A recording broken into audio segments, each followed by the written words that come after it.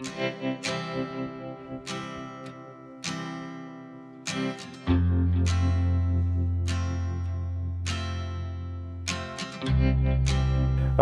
name's Lewis Chapman. I'm the oldest son of Troy Chapman and Ruth Lance.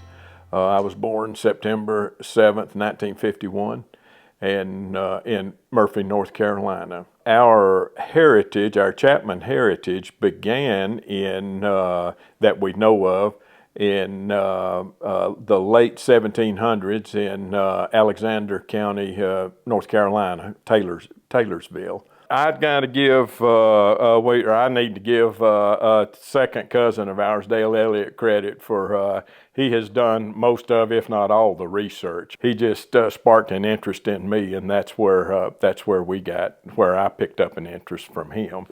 The earliest person that we know that's directly tied to us that I can draw a straight line to is John Chapman, and he settled in North Carolina. I don't know whether he came from England or if it was, I'm just not sure of that, and Dale didn't know either.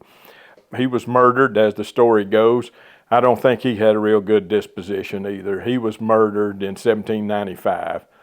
He got sideways with a couple of boys, and they, as the story went, they caught him out by himself one Sunday morning and shot and killed him. So at the time, he had only one son that we know of, and his name was William Washington Chapman. And he was born in 1782. The old man was killed in 1795, and he was a veteran of the Revolutionary War too. I don't know where he served or how much that he served, but he did serve with, and he thought a lot of George Washington. That's the reason he named his first son William Washington Chapman. He was born in 1782. At or around Taylorsville, North Carolina. Nowadays, it's considered Alexander County, North Carolina. William Washington married a lady by the name of Ruth Barnes, and they lived on the home place there in Taylorsville. And they raised several children, and two of which was Enoch Chapman and Solomon Chapman. Solomon and his brother left Taylorsville and came to Dahlonega, Georgia for the gold rush in the mid-1800s. Neither of them made any money there, so they left and was on their way home to Taylorsville when they stopped in Union County. And Solomon was born in 1814, and he and his brother both got about 60 acres of land in the land lottery from the Cherokee Indians. And Solomon married Mary Adeline Odom. She was from Union County, and I don't know her heritage. Dale didn't know who she was either, or if he did, I never did get it from him. They had about 10 children, and he could read and write. Solomon could, as the story went, and he was a school teacher in Union County, and a justice of the peace, and I'm sure he farmed to some degree. They raised about 10 children, and one of which, as I had already said, was William Luther, and he was born in 1849. Our heritage, when the Civil War came along, or the war between the states, our paternal heritage, or my paternal heritage, sided with the United States and not the Confederacy. Our great-grandfather, William Luther, was born in 1849, was a large child for his age, and the story goes that near the end of the war between the states, they were conscripting, the Home Guard would conscript young men, even 13, 14, 15 years old, to fight. And he was shipped off to East Tennessee, where Solomon had some friends up there, and he stayed up there till the war was over, and to avoid military service with the Confederacy. And not only that, but William Luther's first child he named Ulysses. So That was not a common name in the South back then. He left home real early and moved to Texas, and nobody ever really heard from him again. It was a pretty strange story. William Luther's first wife died on him, and he married, at the second time, he married Idella Sumter, and I don't know much about her, and neither did Dale about her heritage. They had at least 10 children. I knew 2 or 3 of the 10. They were a brother and a sister to our grandfather, Polly Chapman.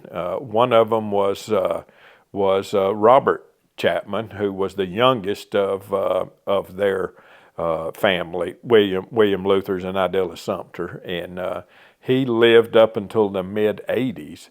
And I've been to his house, and actually he stayed with us one time. And he was a carpenter, and he was really bad to cuss, and he could embarrass a sailor. And he came to our house and he stayed with us in Doraville for a week, and I don't remember the circumstances. I just remember he entertained us for a week. My brothers and I, we laughed at him and laughed with him, and of course he didn't have any teeth, and that even made it funnier when he would tell a story. And I don't know that all the stories were truthful, but they were funny anyway, and I liked listening to them. He passed away in the mid-'80s. He lived in a nursing home up here north of Avila. He married her name was Julie Martin. She was from Martins Creek up in that area, and I don't remember when she died. I didn't know it.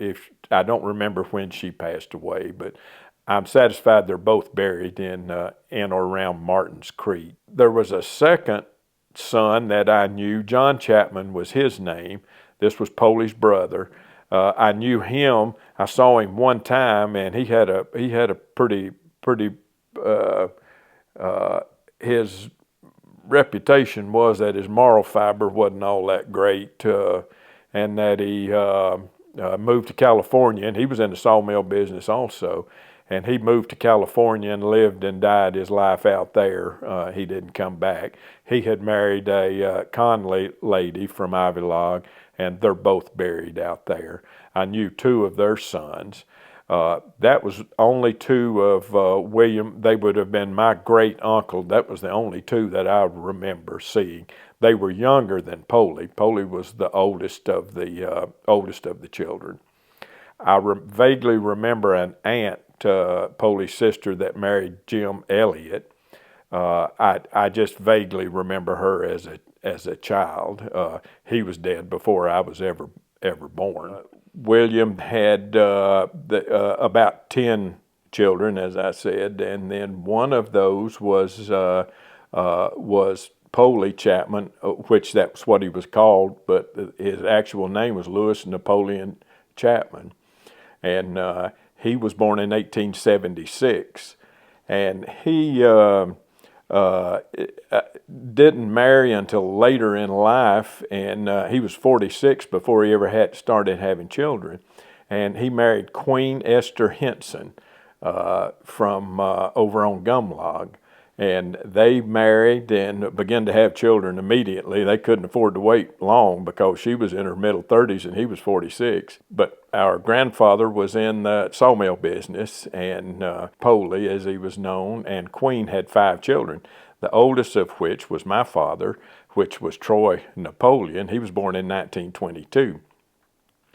The second child they had was Roy William, which was your grandfather. He was born in 1924, and he worked in the sawmill too. They used Polly he hired help.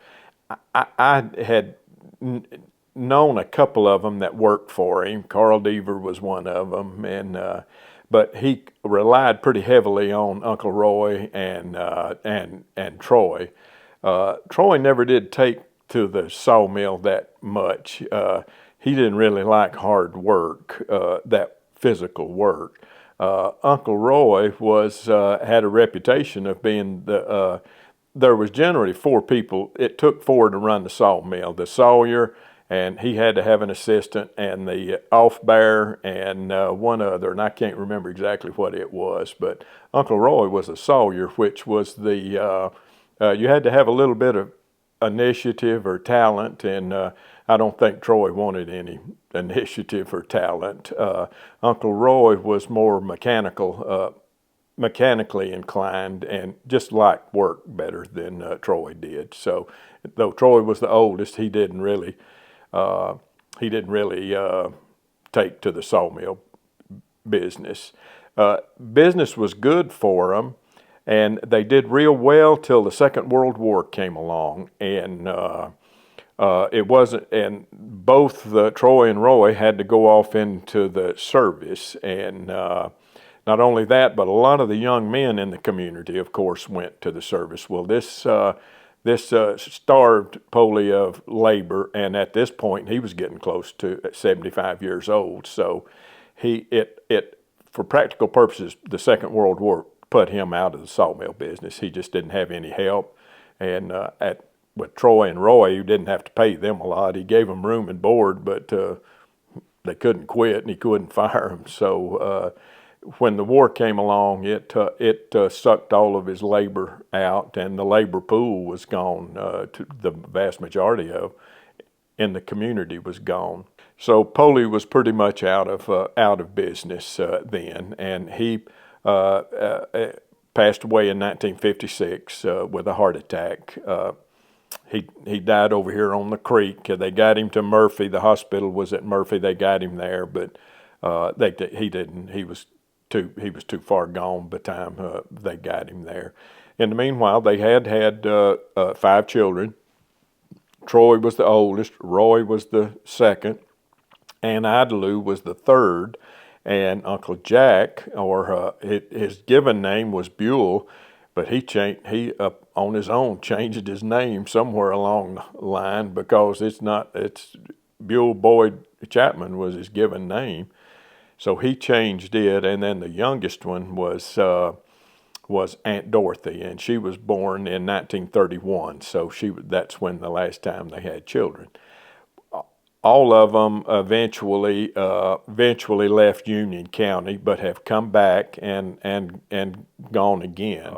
The Second World War came along, and everybody got drafted, including Poley and Queen's 2 oldest boys. Troy was drafted first. He went into the military on May of 1943, and Uncle Roy went in June of 1943. Uncle Roy was a welder, and he had learned to weld in a technical school over in Carrollton, Georgia. He and Troy and several others, for maybe Jack Gray, went over there. Uncle Roy and Troy did not finish high school. When the 7th grade came around, they were out. They didn't go to school any more than that. So but they did, before the war started, they went to a technical school, and I don't understand really who the money, it was government backed some way, but they went over there, and Uncle Roy learned to weld there. That was the first time that I ever remember, and I think he was worked in the sawmill here in Union County for his dad, but I think his welding career started right there. They came back from it was probably a 3-month school maybe, and I think they did general shop work too maybe while they were out there. But Troy and Roy and maybe a couple of more fellas from here, their buddies, childhood friends, were there. They came back. And then after they got done there, it was just about time. Troy was drafted, and then I'm not sure Uncle Roy was drafted. I think he may have volunteered. I've heard the story from Aunt Idalou that he wanted to go because all the other boys in the community were going, and our Poley was, it's my understanding that he was on the draft, not the chairman, but was on the draft board. So may or may not have been able to. There was some innuendo there that he could have kept him from being drafted. But Ann Idlew said Uncle Roy told his dad, Poley, that if he didn't let him go, that he wouldn't. The word she said was he wouldn't ever forgive him if he didn't let him go in the Army. So he joined about 3 or 4 months after Troy went in. Troy went for basic training at Camp Campbell, Kentucky, and then went from basic and AIT, and he went from there to the European Theater. He left at Newport News, Virginia, left there, and he didn't come back to Union County for 27 months. He was overseas on active duty for 33 months. I have some of their letters, their correspondence that their mother sent him, and I also have a letter or two from Uncle Roy that she sent that I got when one of my cousins from Queen, Esther Henson, she had them when she passed away, and she was living at their home when she passed away, and she brought them to me a couple of years ago, and I cherish those. I cherish the letters just thinking about their handwriting. Uncle Roy went to the Pacific during the Second World War. I've got a letter from him that I never heard of. I guess it was a Pacific island. I don't know, but I've never heard of it. But he did spend a lot of time in New Guinea. That was where the bulk of his time was spent there. He came back home. Both of them survived and came back home. This was not uncommon during the Second World War for more than one sibling to go to war. And one of my aunts, Ann Idlew, said our grandmother, Queen Henson, was not old until after the Second World War, and the worry of having two sons gone like that, or the risk of losing two sons like that. I have a letter, I read it this morning, that my grandmother wrote my father, Troy, chiding him in a very gentle way for not writing. She asked him if he needed paper or pens, could he send her a paper or pencil to him, and that was her way of saying, you need to write, man. We're worried about you, and we just hate to worry. So I think for a little while he did better, but and she said the same thing to Uncle Roy too. I have a testament that she sent to Troy, and I'm sure she sent one to Roy too. In New Guinea in the Pacific, and on the front of it, it's metal. It's a New Testament. It's got a metal case on the front of it, and on the inside, it's got her signature in it. And said, "May this protect you, keep you from harm." And I'm sure Uncle Roy's got one somewhere. I don't know where it went, but I got Troy's, and it's priceless for me. I wouldn't take a war pension for it in her handwriting. So both of them came back home, and neither of them stayed in or around Union County. Right after the war, it was pretty popular for people around here to go to California and work. It was sort of a trendy thing, so I've been told. So Uncle Roy and Troy and Jack Tigg and Robert Martin decided to go out there, and Troy had saved enough money during the war to buy a 40 Chevrolet when he got back out of when the war was over. So, and it had set up during the war, so it didn't have a lot of miles on it, he said. So he got the Chevrolet, and the four of them went to California. And it took them about a month or two to get out there, I think. So it was an adventure. I don't think they were really going out there for monetary purposes. They may have said that, but Troy was on. It's little heard of, but after the war, and I'm sure Uncle Roy was too, was on the 5220 program, they called it. They got $20 a week for 52 weeks for unemployment to get them to work till they could get a job when they got back. So I'm sure they were drawing that, and they went out there. Uncle Roy and the Jack Tigg, who was a local boy here in town, he lived right out here on the end of our driveway, was Tom Tigg's son. They decided they wanted, after they got out there, that they wanted to buy. Roy and Jack were really more buddies than Troy and Jack was, so they decided they wanted to buy a car together. And what could possibly go wrong, right? I said that. So they bought a car together, and they agreed. And this was told to me as late as 2015. Jack Tigg lived a long life, well up into his 90s, and I went to see him one time.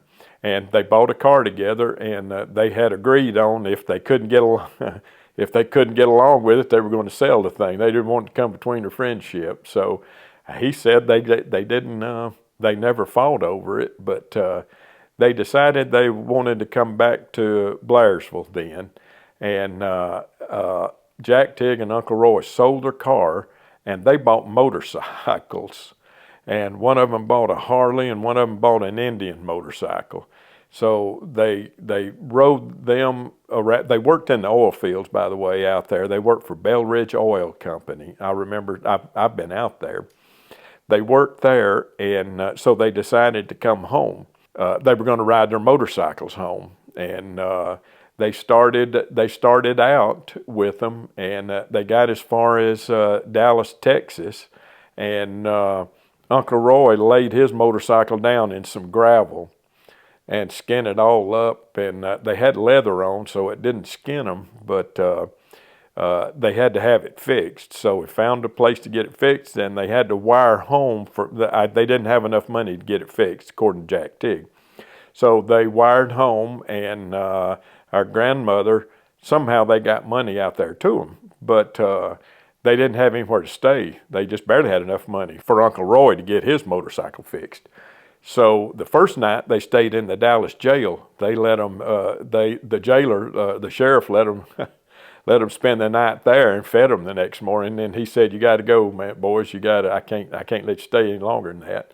So they were riding double on Jack Tigg's motorcycle, and Uncle Roy said, "Well, wait just a minute. I see two old people sitting on the porch up there," and so Jack said he stayed on the motorcycle, and Uncle Roy went up to the door, and then all of a sudden Uncle Roy was waving at him. And the old man and the old woman let two boys in leather on their motorcycle spend a week with them, and they fed them, and they fed them every day, and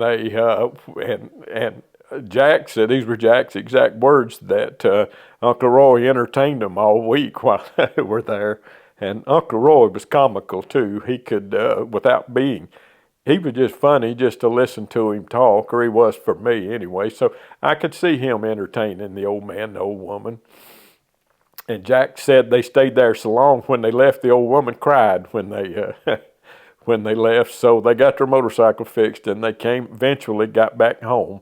And then the motorcycles went by the wayside. I guess they had enough. Jack said they never rode again after that. They sold them when they got back home. And then after that, they began to settle down. It wasn't long that Uncle Roy, I don't remember exactly what year that he and Aunt Sarah married, but of the 5 children that Napoleon Queen had, I think he was the first one of them to get married. He or Uncle Jack won. Troy went back out to California to work one more time, and then he didn't stay long after that. And I think he probably got homesick, and he decided to come back, and he drove back. And I don't think Uncle Roy went back again. Uncle Jack married pretty young too.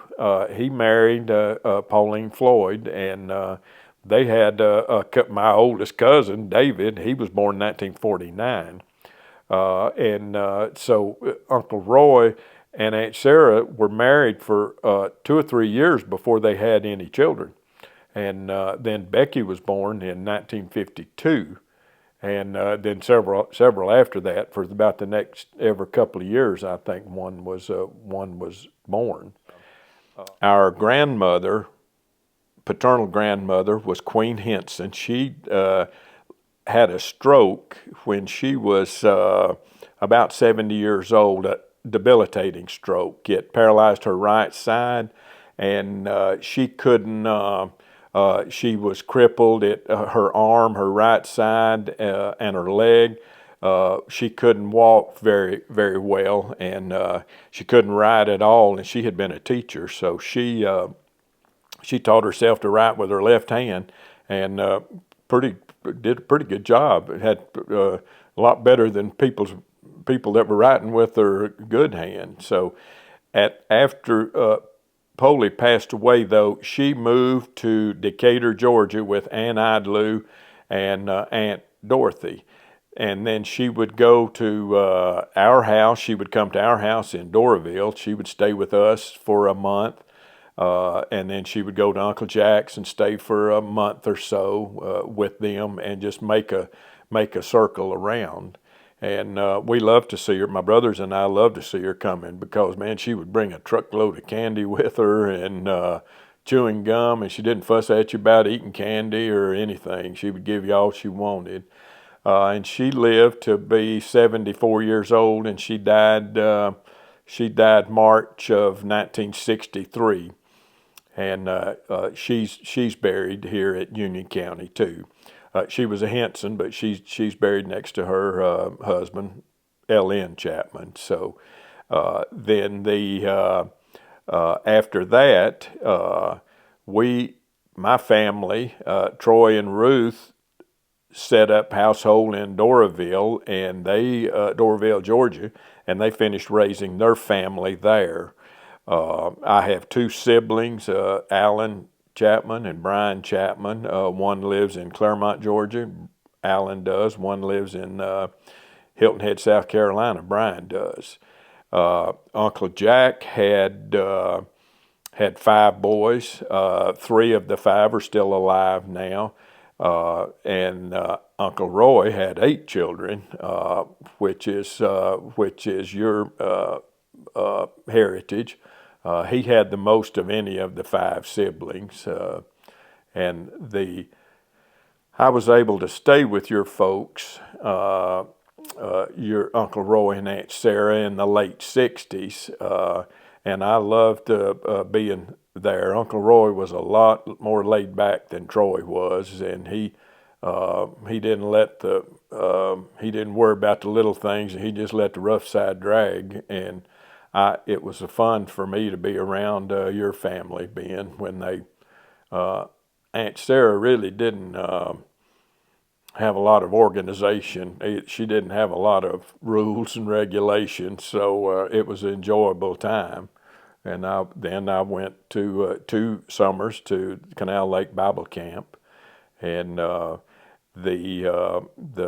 last summer I went to Canal Lake Bible Camp, and I worked from my maternal grandfather over at Canal Lake store, which was the best summer of my life. And I was in Union County just about the whole summer, either at the Bible camp or at the store with my maternal grandfather, Robert Lance. I had turned 16, and House of Prayer was having a fall retreat in the year of 1967, and Troy had bought me a old '60 Chevrolet. We were living in DeKalb County, and he let me drive it all the way to the House of Prayer, or to Blairsville.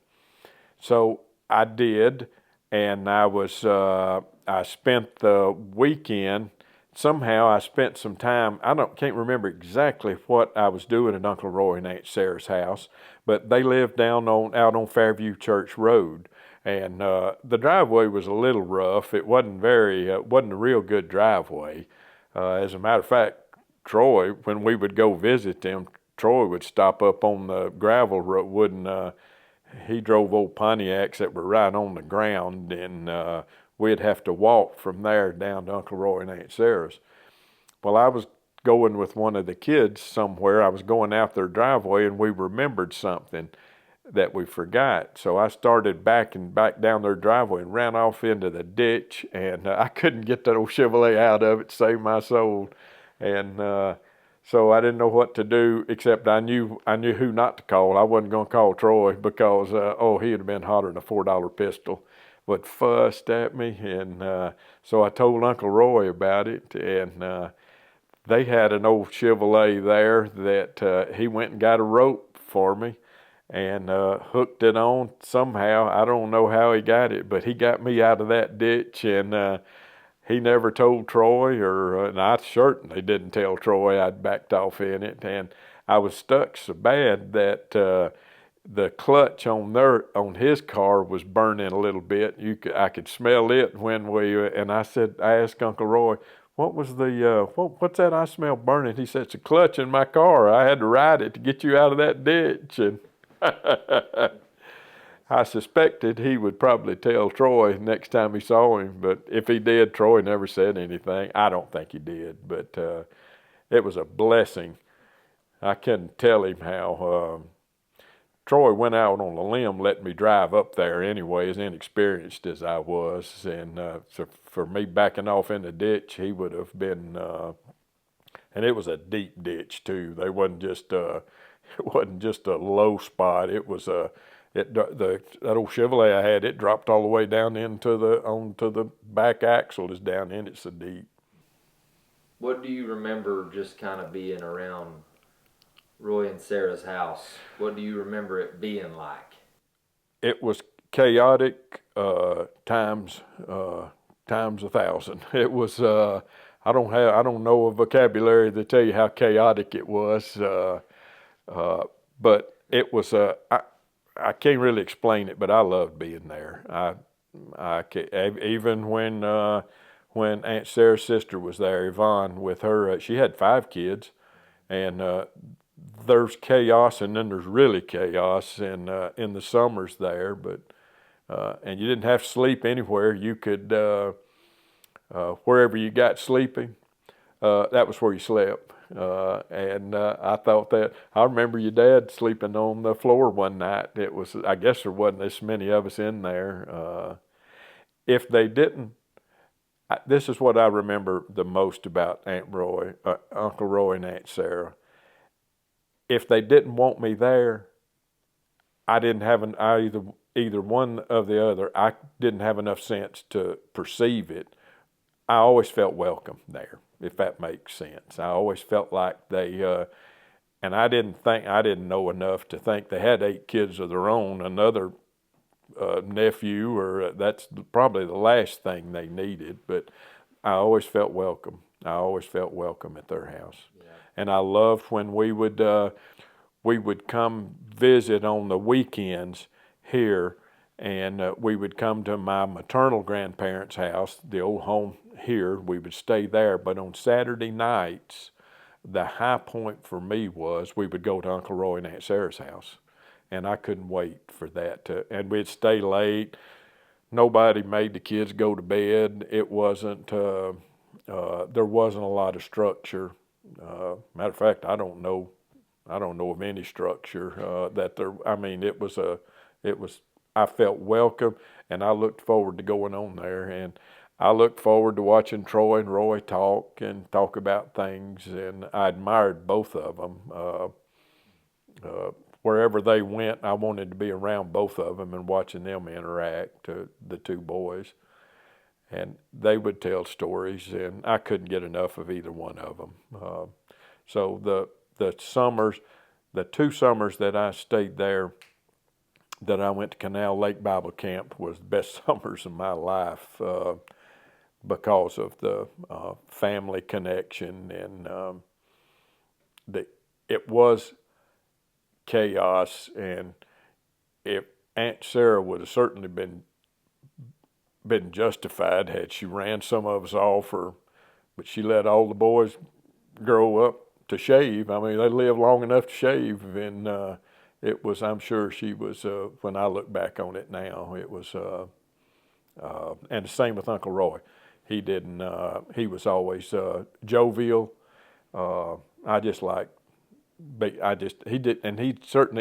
worry about little things. When the summer was over, I hated to see it over.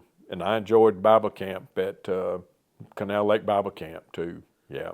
which of the kids, like Sam, all them, do you remember running around with the most? Did you Well, probably in the summers, probably would have been their cousin Steve Warner, and he and I were the same age. Sam was 3 years younger. Sam was born in May of '54, and I was driving, and Steve Warner was driving too, and probably in the summers would have been and Becky. When Becky and I were the same age, Becky worked for the Milton Inn, and maybe Sam too. I can't remember, but I know Becky worked for a while at the Milton Inn till they moved to Ohio. Just a little bit of a side note on that. The pastor at the House of Prayer was Donald Kennersley. I think he was maybe even the first pastor of the House of Prayer. And Donald Kennersley married Uncle Roy and Aunt Sarah. And he married Troy and Ruth, both of them, right down here on Murphy Highway up on where the Kennersleys lived there. So that was another connection we had with Canal Lake Bible Camp. And do you have many memories of being around Daddy Jack much? I do.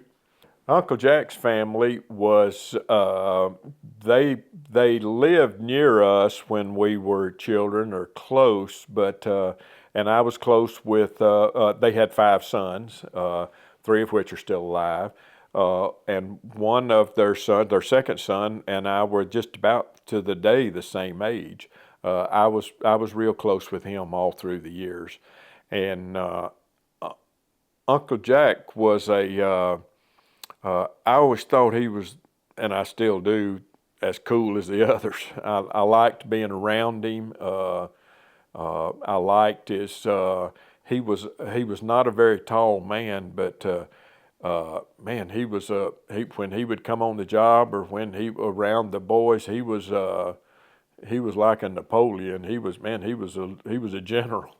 Everybody liked him, and he could be hard on you when I was working for him, but I always felt like he loved me. I never felt like that he just didn't want whatever I'd done. He didn't want me to do it again.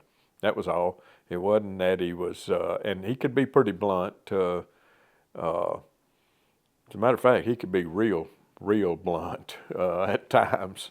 There wasn't anything ambiguous about the way he thought. You didn't have to worry if he's mad at you or not. He removed the ambiguity.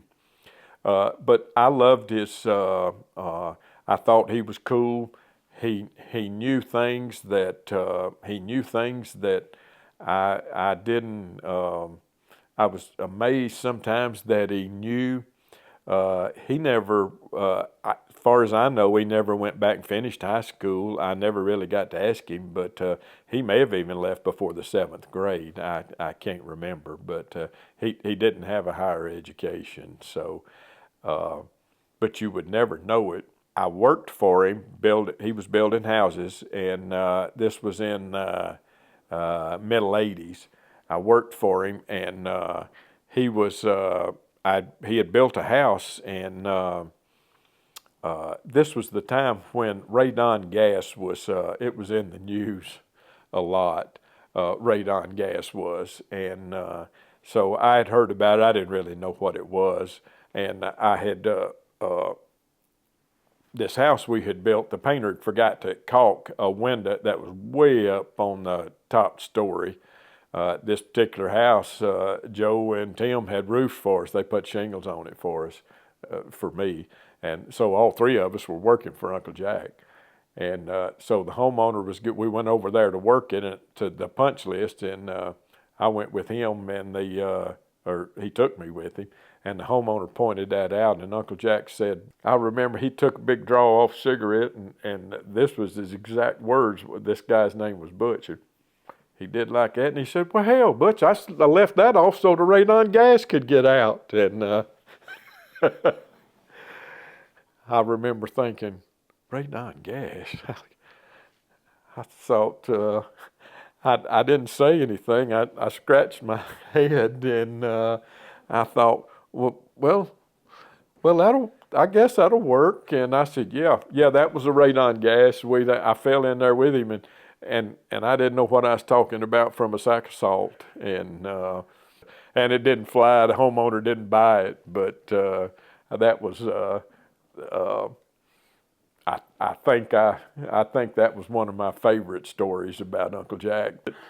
Oh my goodness, that is hilarious. I had another story with Uncle Jack was he had I was his second son. My cousin Dan was his name. Danny, we called him then. Uh, he we went to school together, and we were in the 12th grade. We were getting ready to graduate high school, and he and another friend of his, and they invited me. Getting close to the end of school, and this was in '69. They started going to Lake Lanier instead of going to school. We'd meet in the parking lot, and I'd go on in. They'd take off, and I didn't see them again until that afternoon. Well, they did that for about a week or two, and they didn't. Neither of the two of them graduated. Well, I didn't. I had troubles of my own, and I went down to. I was at Dan's house down there, and Uncle Jack caught me out there, and he said, "Did you know them boys was not going to school?" And I,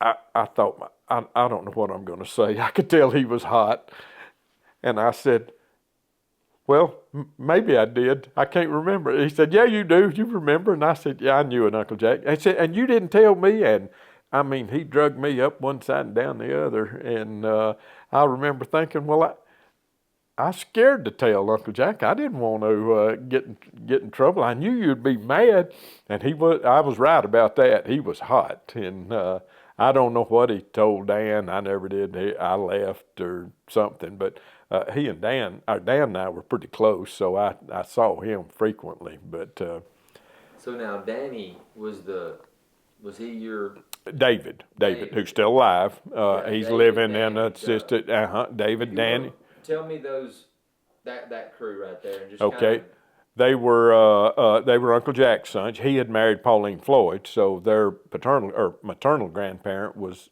Willis Floyd. Lived over here on the lake or by the dam. They had 5 sons, and David was the oldest. He was born '49, and Dan was my age. He was born '51, and then Donald was born in '54, and Doug was born in '58, and then their last son Dennis was born in '61. They all, one way or the other, went into the construction industry, building residential housing of some kind. David was a couple of years older. He finished school. We all went to the same school because we lived fairly close to one another. We would go to school together. David was ahead of us. Dan and I were the same age, and sometimes it's not real good to go to school with your kinfolk because I got into some trouble with Dan. It, he threw an eraser at me one day, and first thing I thought was I probably ought to throw this back at him, and I did, and I got caught, and he didn't, and I had to threaten to quit school to keep from getting blistered. So I told him after that. It was in shop class, and neither of us were academic scholars either. I'm ashamed that I didn't do any better in school, but he didn't do any better than who I was running with didn't help me any. And I told him I'm not going to fool around in Coach Shelnut's class anymore. So if you throw a eraser at me, don't expect I'm not going to mess around. Donald was 3 years behind us, and Donald went into the construction industry. He even owned a piece of equipment at one time. Now, Dan married Raylene Hewitt, and she was the oldest of 14 children, and she was our age. And you talking about chaos, man, and they lived in a real small house over there in Norcross. Only had one bath to it that I guess, anyway, they was 14 of them. Well, Raylene had a younger sister, and she married Donald. So they were like y'all. They were their children were double first cousins. So and Donald and Joanne are still married. She worked for Western Electric or AT&T. I think she retired from there, and I think and Donald was in. He owned a piece of a skid steer, ran a skid steer, but he worked for Uncle Jack too. So and then they had two sons. The next one of his sons is Doug, and he was in the construction industry too, and he ran equipment. Doug was a real good equipment operator. There's on equipment. There's drivers and then there's operators. And Doug and and Donald were both operators. They've helped me out a lot over the years building houses. And then their youngest one was Dennis. He was born in '61, so he was 10 years back, and then 12 years between he and David. So about the time he got old enough, David was gone, and he died young. He passed away in '95, and he's buried over here at Avalog next to his mom and dad. And then in 2006, Dan passed away. He was killed in a truck wreck. He was hauling equipment, and the truck ran off of it was a single vehicle accident, and he was crushed and killed. Some think that Doug being one of them, that he may have had a medical emergency, that he may have had a heart attack, that there was some speculation that he had already had one heart attack and didn't follow up with anything, and because he was a good driver, I suspect it was probably that too.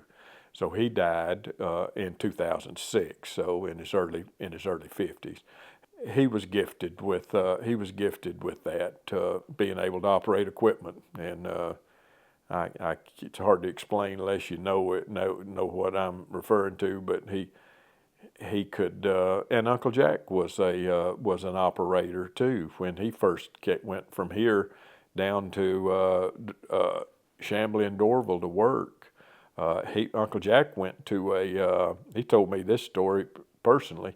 He went to work was trying to get a job to go to work for a company called P&H Homes, Paul and Howard Homes, and he told them that he would.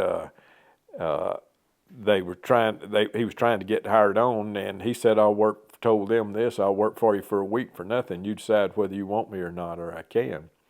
Said he could operate a loader.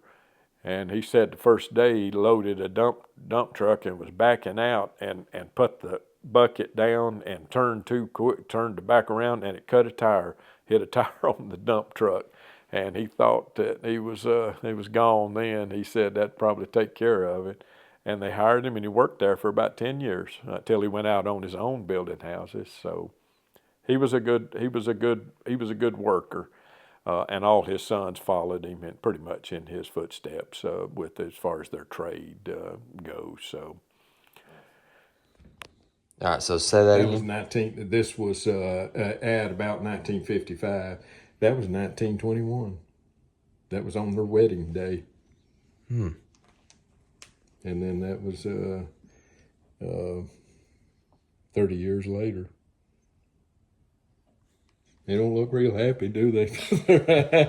That's what Troy said. Mm-hmm. Yeah, they don't look like they were. He was 46 and she was 34. What else is in that book? Well, it's got specific to our family would be, or our Chapman side of the family. There's a picture of that was a dedication at the house prayer. A bench with Uncle Roy's name on it. That's it. That was the dedication day. That's Aunt Dorothy and Troy and Uncle Jack and your great-grandmother, or your grandmother.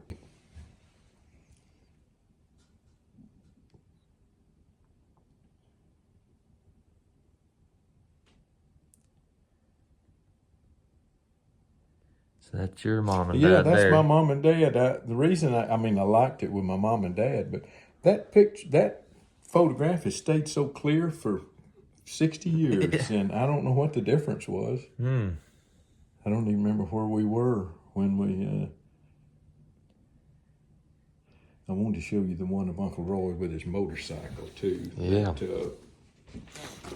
I don't remember. Oh, I got a story to tell you. I know we're running out of time, but see that right there? Mm-hmm. That was in Naples, Italy in 1944, right before they were preparing for the invasion of Anzio.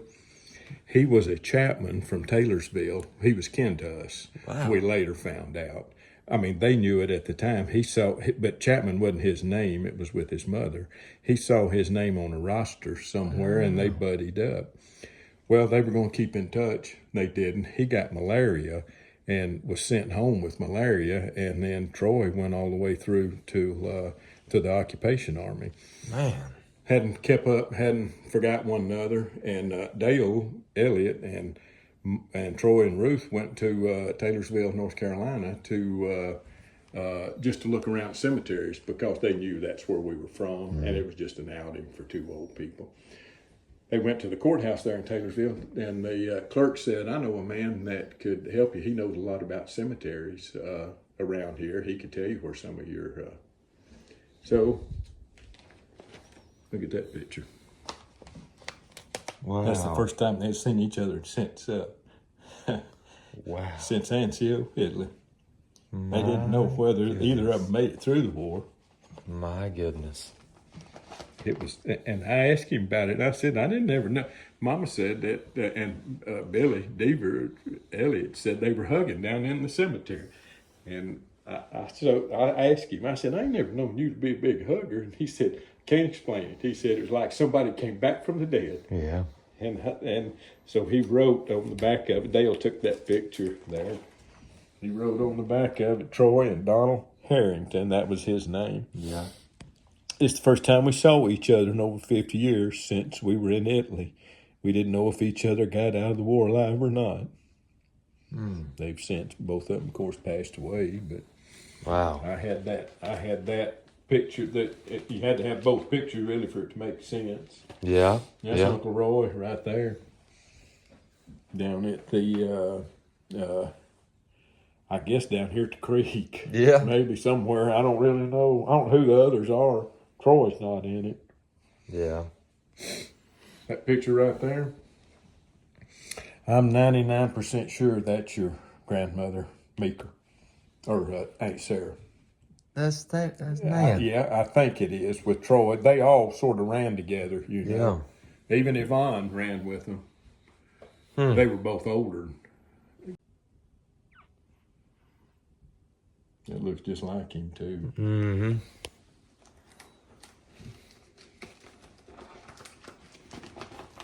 Yeah, I should have. I didn't take that one out on his motorcycle. That's your Uncle Roy. They got him a new Dodge pickup or a stake body, 1.5 ton truck. They were sawmilling with that. That almost looks like my nephew, Rhett. Yeah, that does fake. A little bit. Yeah.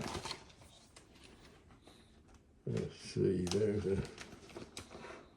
it is right there.